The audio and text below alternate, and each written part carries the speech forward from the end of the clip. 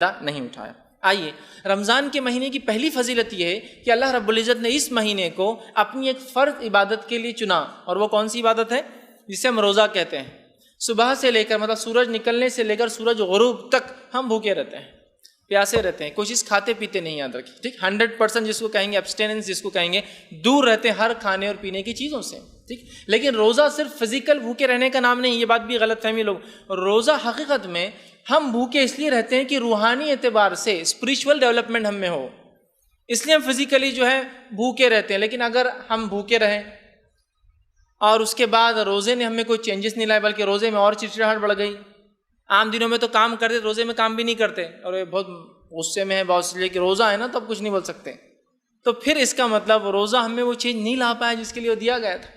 تو پہلی اس کی فضیلت یہ ہے اس مہینے کی کہ اللہ نے ایک فرض عبادت کے لیے اس مہینے کا انتخاب کیا، سلیکشن کیا۔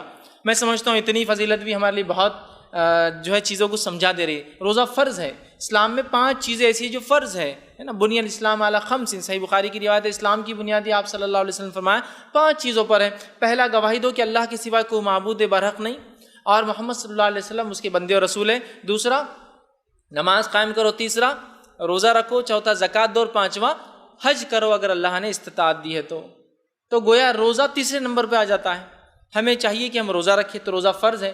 اس فرض عبادت کے لیے اللہ نے ایک سلیکشن کیا، ایک منتھ کا، اور منتھ رمضان ہے۔ میں سمجھتا ہوں یہ بہت بڑی فضیلت اس مہینے کی کہ اللہ نے ایک فرض عبادت کے لیے اس مہینے کو چنا، اس کا سلیکشن کیا۔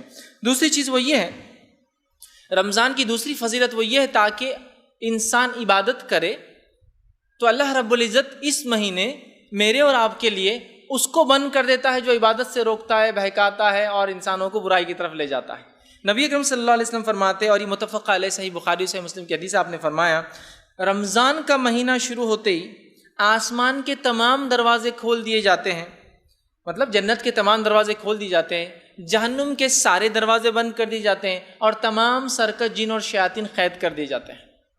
تو یہ اس مہینے کی 3 فضیلتیں ایک ہی روایت میں۔ پہلا، جنت کے دروازے کھلے، مطلب مغفرت عام ہے، جس کو لینا ہے لے لے۔ جیسا کوئی کہے کہ کوئی مالدار شخص ہے اور اس نے اپنی دولت کے مطلب اپنے تجوری کے دروازے کھول دیے، جتنا جس کو لینا ہے لوٹ لے، لے لے، جو کرنا ہے کر لے۔ اب ایسا زرین موقع مجھے اور آپ کو مل جائے کہ کوئی اپنے دولت کے دروازے کھول دے اور کہے کہ یہ آپ کا ہے، جو اٹھانا جتنا ہاتھ لگے آپ کا ہوا، تو میں نہیں سمجھتا ہوں آپ خود چھوڑیں گے، کسی کو بلائیں گے، گاڑی لے کر آئیں گے اور جو کچھ ہو سکتا ہے کرنے کی کوشش کریں گے نا، جتنا ہو سکتا ہے جیب میں، جتنا ہو سکتا ہے ہاتھ میں، منہ میں، جہاں جہاں ہو سکتا ہے بھر کے لے جائیں گے آپ، کیونکہ موقع ہی ہے نا۔ تو ویسے ہی جنت کھلی ہے۔ اب بہت سی بار لوگ سوچتے جنت کے دروازے کھلے تو ہم کو کیا سمجھ میں آ رہا، تو میں ایک ایگزامپل دیتا ہوں۔ 3 سال سے اورنگ آباد میں بارش نہیں ہوئی تھی۔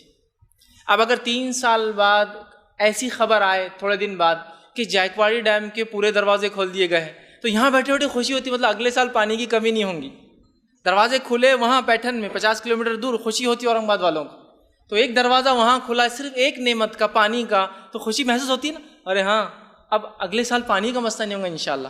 تو اندازہ لگائیے، یہی معنی ہے کہ فزیکلی تو دیکھ نہیں سکتے ہم جنت کو، لیکن کھلی ہے، پا لو، حاصل کر لو، لے لو، تمہارے لیے چھوڑ دی گئی ہے، دروازے کھلے، مطلب یہ مہینہ ہے جس میں تم اس کو حاصل کر سکتے ہو۔ یہ سگنیفیکنس، ایک معنی ہے اس کا۔ گیٹ کھل گئے مطلب پانی ایکسیس ہو گیا، ڈیم میں بہایا جا رہا ہے، مطلب ڈیم فل ہو چکا ہے، اگلے سال کے لیے پانی ہے۔ تو یہاں جنت کے دروازے کھلے ہیں، جہنم کے دروازے بند ہیں، مطلب اللہ کی مغفرت عام ہے، جہنم کے عذاب سے بچنا بہت آسان ہے اس مہینے میں۔ اس مہینے کو اپنے مغفرت کا مہینہ میں اور آپ بنا سکتے ہیں۔ اور ایک اور اہم چیز، تیسری چیز، سرکش جن اور شیاطین قید ہے، جو بہکانے والا بند ہے، جو وسپرز دیتا ہے، جو بہکاتا ہے، آ کے پھسلاتا ہے کہ یہ تھوڑی دیر سو جاؤ، فجر کا بھی کوئی مسئلہ نہیں ہے، اذانیں آدھا گھنٹہ پہلے ہو جاتی ہے، خیر مرد جماعت سے پڑھتے ہیں تو آدھا گھنٹہ پہلے ہو جاتی ہے، ابھی تو ٹائم باقی ہے، ابھی تو سورج نکلنا ہے، اذان ہی ہو رہی ہے، آپ محسوس کر سکتے ہیں، ہے نا۔ اسی طرح جو ہے ٹی وی دیکھتے بیٹھے ہیں، کبھی تو ارے ایک سین اتنا چلے جائے تو فلاں چیز مل جائیں گی، اٹھتے ہیں اور اس نماز کا وقت چلا جاتا ہے۔ تو بہکانے والا بھی نہیں ہے، مطلب دیکھیے اگر کوئی بہکانے والا شیطان کھلا ہوتا تو پھر اعمال میں کہیں نہ کہیں کوتاہی آ جاتی تھی۔ اب شیطان بھی بند ہے تو اللہ نے ایک پروویژن بھی دیا کہ دیکھو تم اعمال کر سکتے ہو، بہکانے والا بند ہے۔ اب اگر کوئی یہ کہے کہ یار رمضان میں بھی تو لوگ گناہ کرتے ہیں، یہ 11 منتھس کی شیطان کی ٹریننگ کا نتیجہ ہے، ابھی تو بند ہے وہ، لیکن سکھا کر چھوڑ کر چلا گیا، تو اس کے اثرات تو باقی ہوتے ہیں لیکن حقیقت میں ابھی موجود نہیں، بند ہے۔ تو یہ اس کے 3 فضائل دیکھیے ایک ہی روایت میں آ رہا ہے۔ اسی طرح اس مہینے کی فضیلت میں یہ آتا ہے اس ماہ کیا گیا عمرہ حج کے برابر ثواب دیتا ہے. تو کتنی بڑی بات ہے. اللہ نے جس کو موقع دیا، مال و دولت دی، ضرور عمرہ کرے اس مہینے میں. اسی طرح اس مہینے کی فضیلت یہ ہے کہ قیامت کے دن، یہ جو مسند احمد کی روایت ہے، قیامت کے دن روزے دار کی سفارش کرنے والا ہے. اور نبی اکرم صلی اللہ علیہ وسلم فرمایا کہ حدیث کے الفاظ یوں ہیں کہ قیامت کے دن قرآن آئیں گا اور کہیں گے اللہ یہ راتوں میں میرے لیے جاگتا رہا، مطلب قیام کیا، راتوں کی نماز پڑھی اور مجھ کو تلاوت کی. اور روزہ آ کر کہیں گے اللہ یہ میرے وجہ سے دن بھر بھوکا اور پیاسا رہا. اور رسول اللہ صلی اللہ علیہ وسلم فرماتے ہیں دونوں ضد کریں گے، دونوں اڑ جائیں گے. ایک روایت میں دونوں لڑیں گے کہ نہیں ان کو تو آپ کو چھوڑنا ہی پڑے گا، اور وہ کہیں گے ان کی مغفرت کر، میرے پڑھنے والے کی اور مجھے رکھنے والے کی. اور اللہ تعالیٰ آپ سے فرماتے ہیں دونوں کی بات رد نہیں کریں گے اور قبول کریں گے. گویا روزہ اور قرآن سفارشی ہے، سفارشی ہمارے جو روزے قیامت اللہ کے پاس لڑیں گے ہمارے لیے آ کر. تو کتنی بڑی بات ہے نا. تو اس روزے کو ہم مکمل کریں گے جیسا اس کا حق ہے، تلاوت قرآن کریں گے، راتوں میں جاگیں گے، اس کو پڑھیں گے. یہ دونوں چیزیں آ کے اللہ کے سامنے آڑ بن جائیں گی اور ہمارے مغفرت کا ذریعہ بن جائیں گی. بہت سارے لوگ سفارشی ڈھونڈتے ہیں کسی کام کے لیے. اللہ رب العزت قیامت کے دن جو حقیقی سفارشی بتا رہا ہے، ہمیں چاہیے کہ ان سفارشیوں کو واقعی میں اپنے حق میں کر لیں. اتنا قرآن پڑھے کی گواہی دے اور اتنے روزے اور ایسا مکمل روزہ رکھے جیسا حق ہے تاکہ یہ گواہی دے ہمارے لیے. ٹھیک ہے، تو یہ دونوں سفارشی ہے ہمارے. آگے آئیے، روزے کے اجر کے تعلق سے نبی اکرم صلی اللہ علیہ وسلم فرماتے اور کہتے ہیں، یہ صحیح مسلم کی روایت ہے کہ روزے کے لیے حدیث قدسی ہے. حدیث قدسی اس حدیث کو کہتے ہیں جو اللہ تعالیٰ سے نبی اکرم صلی اللہ علیہ وسلم سیدھے روایت کرتے ہیں. پہلا راوی اللہ تعالیٰ ہوتا ہے کہ تمہارا رب تم سے فرماتا ہے، اللہ نے مجھ سے کہا. جب بھی ایسی حدیث آئے سمجھ لیجیے حدیث قدسی ہے. تو آپ صلی اللہ علیہ وسلم فرماتے ہیں کہ روزے کے تعلق سے اللہ فرماتا ہے فَإِنَّهُ لِي، روزہ میرے لیے ہے، وَأَنَا أَجْزِي بِهِ، اور اس کا اجر میں ہی دوں گا. تو روزہ کس کے لیے؟ اللہ کے لیے ہم رکھتے ہیں. اس کا اجر کون دیں گا؟ اللہ تعالیٰ دیں گا. اب آئیے اس بات کو تھوڑا سا سمجھنے کی کوشش کرتے ہیں. فار ایگزامپل، مثال کے طور پر سمجھ لیجئے میں اس شہر کا ایک مالدار انسان ہوں اور میں آپ سے کہتا ہوں کہ اگر میرے ایک کام کے لیے آپ وسیلہ بن جائے، میرا کام کر دے تو میں کچھ دوں گا. تو آپ آٹومیٹیکلی میرے اسٹیٹس کے اعتبار سے ایکسپیکٹیشن آپ کی ہوتی ہے، یار ان کا اسٹیٹس یہ ہے تو کم از کم اتنا تو ایک آدھ کچھ ہینڈ سیٹ وغیرہ تو مل ہی جانا چاہیے، ایک آدھ فلاں.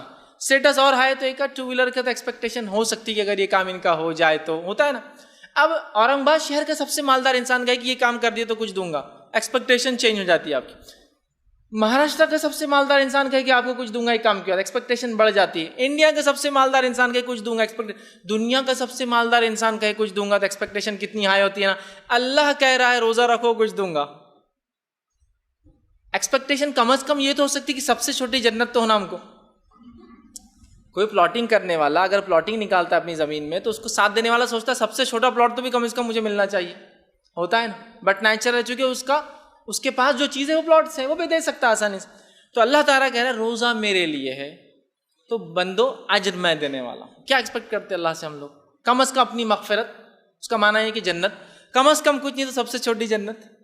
اور سب سے چھوٹی جنت کے تعلق سے حدیث میں آتا ہے وہ دنیا کے، ہمارا جو گلوب ہے دنیا سے 10 گنا بڑی ہوں گی. سب سے اسمالسٹ، سب سے چھوٹی جنت جو سب سے آخری انسان کو ملیں گی وہ کتنی ہوں گی؟ دنیا سے 10 گنا بڑی، 10 ٹائمس اس سے بڑی. سب سے اسمالسٹ ہے، یاد رکھیے. بڑے بڑے کتنے ہوں گے اس کا اندازہ نہیں لگا سکتے ہم لوگ. ٹھیک، تو بہرحال کم از کم یہ تو امید ہے گناہ گار بندہ کر سکتا ہے، اللہ مغفرت تو مل جائیں گے. چونکہ آپ نے کہا فَإِنَّهُ لِي، روزہ آپ کے لیے تھا تو میں نے رکھ کے آیا، اب اس کا اجر مجھے دیجیے. تو کیا ایکسپیکٹیشن؟ یہ ہماری مغفرت کر دے، جنت دے، جنت میں اعلیٰ سے اعلیٰ مقام دے. کچھ نہ تو گناہ گار بندہ یہ تو تصور سب سے چھوٹی جنت تو ملیں گی. تو گویا اللہ کہہ رہا یہ میرے لیے ہے، میں اس کا اجر دینے والا ہوں. لیکن حدیث میں کنڈیشن آتی ہے. کیا کنڈیشن ہے سنیے؟ میں اس کا جزا دوں گا. روزہ آنکھ سے ڈھال ہے، لہٰذا جس روز تم روزے سے ہو فحش گوئی مت کرنا. کنڈیشنل ہے تھوڑا سا. کس کو مغفرت ملیں گی؟ کنڈیشن فرسٹ، فحش گوئی نہ کرے، گندی بات نہ کرے. آگے فرمایا بیہودہ کلامی نہ کرے. آگے فرمایا اگر کوئی گالی گلوچ کرے، لڑنے آئے تو کہہ دے میں روزے سے ہوں، میں یہ کام نہیں کر سکتا. لیکن اس کا ہرگز معنی نہیں ہے کہ افطار کے بعد ملو. تو وہ ہو جائے گا کہ نہیں فیض بھائی نے بولے اب بات تو سمجھ میں آ گئی، افطار کے بعد ملو آپ میرے کو، پھر باقی پورے جمع کر کے لکھ کے رکھتی ہوں اور پھر بتاؤں گی کیا اس کا بدلہ ہے. نہیں ہونا چاہیے. تو افطار میں جب انسان روزے کی حالت میں کہہ رہا ابھی نہیں، اس کا مطلب میں نہیں لڑنا چاہتا ہوں. یہ ٹریننگ ہے میری اور میں یہ کام نہیں کر سکتا.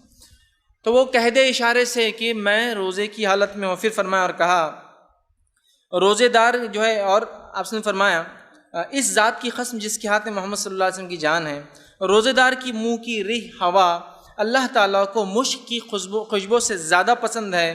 روزے دار کے لیے 2 خوشیاں ہیں جس سے وہ خوشی حاصل کریں گا. ایک روزہ رکھنے کے بعد افطار کی خوشی، دوسرا جب رب سے ملیں گا تو اس کے اجر کی خوشی.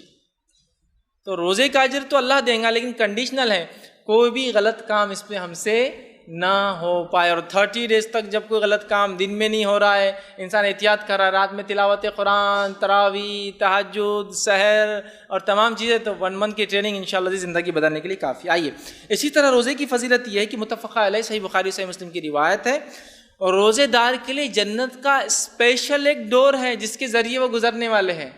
جنت کے 8 دروازے اور جہنم کے 7 دروازے ہیں. چونکہ اللہ کی رحمت اس کے عذاب سے زیادہ ہے، اس کے غضب سے، اس لیے جنت کے دروازے 8 ہیں اور جہنم کے 7 ہے. اور جنت کا ایک ایک دروازہ 1250 کلومیٹر سے زیادہ کا ہے. حدیث میں الفاظ ہے مدینہ سے لے کر بصرہ شہر جتنا ہے اتنا ڈسٹنس ایک ایک جنت کا دروازہ ہے. تو ایک دروازہ اس میں ریان نام ہے اس کا، وہ دروازہ خاص ہے کس کے لیے؟ روزے داروں کے. آپ نے فرمایا روزے قیامت روزے داروں کے لیے خاص دروازے کا نام ریان ہے، اور روزے دار اس سے گزرنے والے ہیں. اب آپ کہیں گے جنت میں تو کوئی بھی دروازے سے چلے جائے، کیا ہے، جانا ہے اس حاصل کرنا الٹیمیٹ سکسیس ہے. لیکن اس کے بھی پیچھے بڑی بڑی حکمت ہے. آئیے میں ایک مثال دیتا ہوں پھر بات سمجھنے. میرے گھر کے اندر 4 دروازے ہیں. مین گیٹ ہوتا ہے، پھر اندر دروازے ہوتے ہیں. ایک دروازہ ہوتا ہے جو ریگولر ڈور ہوتا ہے، ایک دروازہ ہوتا ہے جو کبھی کچھ خاص مہمان تو کھلتا ہے، وہ کھلتے آس پڑوس والے سمجھ ہاں کچھ تو بھی بچی کا رشتہ آیا یا فلاں کچھ تو بھی ہوا، وہ دروازہ کبھی نہیں کھلتا ہے. ایک دروازہ سروینٹ ڈور ہوتا ہے پیچھے سے، اس میں سے گھر کا مالک نہیں داخل ہوتا کبھی، وہ کام والوں کو بولتا ہے ادھر سے نہیں آنا ادھر سے آؤ. ہر دروازہ کسی نہ کسی اسٹیٹس کو چھلکاتا ہے. کون ہے گزرنے والا؟ ریگولر ڈور کوئی بات نہیں، ارے وہ دروازہ، ارے کوئی مہمان خاص آیا، وہ دروازہ کھولتے نہیں تو عید کے دن کھلتا، رشتہ آیا تو کھلتا، فلاں ہو تو کھلتا، MLA آیا تو کھلتا، وہ دروازہ عام طور سے نہیں کھلتا. تو ہر دروازہ ایک اسٹیٹس شو کر رہا ہے آپ کو. تو ریان ایک دروازہ ہے، اس سے روزے داروں کا اسٹیٹس پتہ چل رہا ہے. بتانے کا مقصد یہ کہ اللہ کے پاس اتنا ہائی اسٹیٹس ہے روزے داروں کا کہ ایک دروازہ ہی مختص خاص اسپیشل کر دیا، ڈیڈیکیٹڈ ڈور ہے ان کے لیے. وہاں سے جانے والوں کو فرشتے سمجھ جائیں گے کہ کثرت سے روزے رکھنے والا تھا یا روزے رکھنے والی تھی. تو کون ہے ایسا جو مخصوص اور خاص دروازوں سے گزرنا نہ چاہیں گا؟ یا آپ کو اگر کوئی مہمان بلائے اور مہمان خاص بول کر سروینٹ ڈور سے اندر بلائے تو فیل ہوگا نا آپ کو کبھی نہ کبھی کہ دیکھو بلائے اور پیچھے سے میں وہ کیے، ان کو تو سامنے سے ہوتا ہے نا، تو اندازہ لگا ایک دروازہ ڈیڈیکیٹڈ ہے. اس سے اس کی روزے کی، اس مہینے کی فضیلت پتہ چلتی ہے. اسی طرح رمضان کا سارا مہینہ اللہ کے رسول صلی اللہ علیہ وسلم فرماتے ہیں، ابن ماجہ کی حدیث ہے، رمضان کا سارا مہینہ اللہ تعالیٰ لوگوں کو جہنم سے نجات دیتا رہتا ہے. سارا مہینہ. تو گویا یہ پورا مہینہ وہ مہینہ ہے جس میں میں اور آپ اپنی مغفرت کروا سکتے ہیں. کیوں؟ آگے میں انشاءاللہ آخری میں ایک بات رکھوں گا کیسے کروا سکتے ہیں. تو اس مہینے مغفرت کروا سکتے ہیں، اس لیے اللہ تعالیٰ روز روز آزاد کرتا ہے. ایک اور حدیث میں آتا ہے کہ ہر روز افطار کے وقت اللہ تعالیٰ لوگوں کو جہنم سے نجات دیتا ہے. اس کا علماء اس کی شرح لکھتے ہیں، چونکہ ابھی تو کوئی جہنم جنت میں گیا ہی نہیں ہے، پھر روز اللہ دے رہا ہے. اس کا معنی یہ ہے وہ لوگ جو اتنے برے اعمال کرتے تھے، جن اعمال کو اگر وہ توبہ نہ کرتے تو جہنم میں چلے جاتے، وہ لوگ ہر روز روزہ رکھتے ہیں اور اتنی اچھی توبہ کرتے ہیں کہ شام تک ان کا رب افطار کے وقت ان کو معاف کر دیتا ہے. یہ معنی ہے اس کا. کہ ابھی تو کوئی گیا نہیں ہے، لیکن یہ معنی ہے گناہ گار، اور ہم میں سے ہر شخص گناہ گار ہے. کوئی بھی انسان کتنا بھی نیک ہو، اس لیے کلو بنی آدم خطا، آدم کی تمام اولاد خطا کار ہے. وخیر الخطائین التوابون، سب سے بہترین وہ ہے جو توبہ کرتے ہیں. یہ نبی اکرم صلی اللہ علیہ وسلم کی حدیث ہے. ہر انسان خطا کار ہے. تو بہرحال تو ہر روز ہم اتنے اچھے اعمال کر سکتے ہیں اس مہینے میں کہ اپنی مغفرت کروا سکتے ہیں. یاد رکھیے کروا سکتے ہیں. تو کیوں نہ اس مہینے کو مغفرت کا مہینہ بنا دیا جائے. اسی طرح آئیے رمضان میں قیام اور سیام کرنے والا اس کا کیا ہوگا. تو نبی اکرم صلی اللہ علیہ وسلم فرماتے ہیں، یہ جو ہے ابن خزیمہ کی حدیث ہے، ایک بار ایک شخص آیا نبی اکرم صلی اللہ علیہ وسلم کے پاس اور کہا اللہ کے رسول، اگر میں نماز قائم کروں، گواہی دوں کہ اللہ کے سوا کوئی معبود نہیں ہے، برحق نماز قائم کروں اور روزہ رکھوں، زکوٰۃ دوں، تو میرا حساب کس کے ساتھ ہوگا آخرت؟ اس عبادت میں اس نے ایک تو توحید، اللہ کو ایک ماننے کا اقرار، دوسرا صلاح، نماز، روزہ اور زکوٰۃ کا سوال کیا.